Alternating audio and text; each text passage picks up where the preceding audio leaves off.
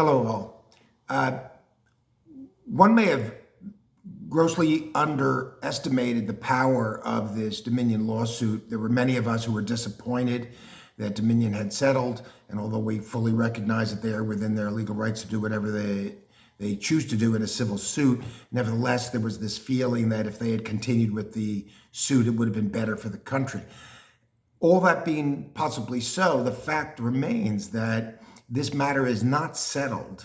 787 million, as much money as that sounds, may be just a small part of what Fox may be looking at, because there is the suit of Smartmatic, in which they're asking for $2.5 billion. There's Amy Grossberg. There are probably other cases and matters to be discussed. There's also the insurance issues.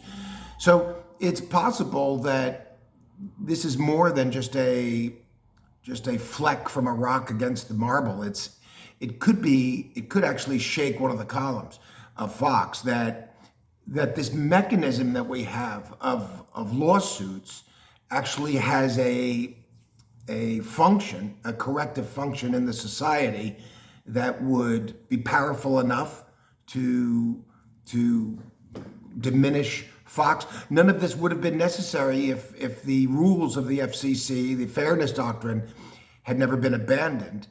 An entire 2 generations of people have been raised on real junk that would have been in gross violation of the fairness doctrine.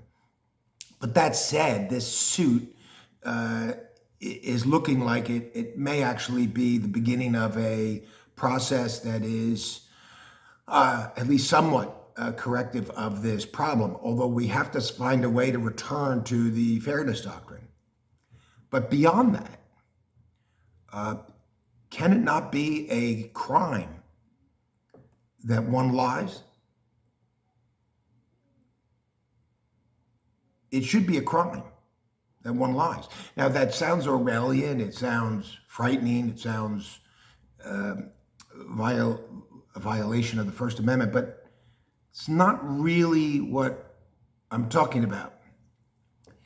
Anyone can make a mistake. Anyone can make a report that is untrue. Anyone can make a gross mistake. Anyone can say anything that's grossly untrue.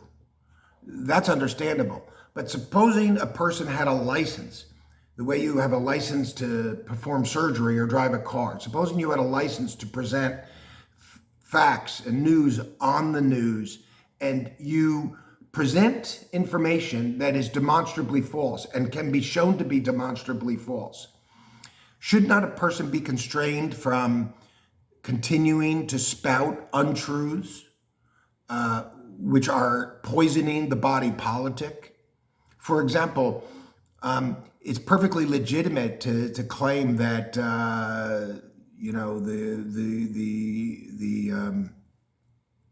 the replacement theory, as vicious and as appalling as it is, okay, but to buttress it with facts that are not facts, Trump talking about a wave of people, coming at the border, or talking about the fact that the election was rigged, even though there were, I think, 55 out of 56 lawsuits rejected this claim. And what about a public official? Should not a public official have a license to practice? And therefore, if a public official is spouting lies constantly, should that person not have his license revoked? Again, we're not talking about opinion. We're not talking about the interpretation of facts. But there have to be some settled facts for a public debate. And if these facts are being contramanded by gross mistruths, which are being repeated over days and weeks and months and are demonstrably false, well, should not a politician, just like a person who drives and is always, getting into accidents, should that person not be subject to suspension of his license and possibly revocation? It would go a long way to clearing the air in the public debate.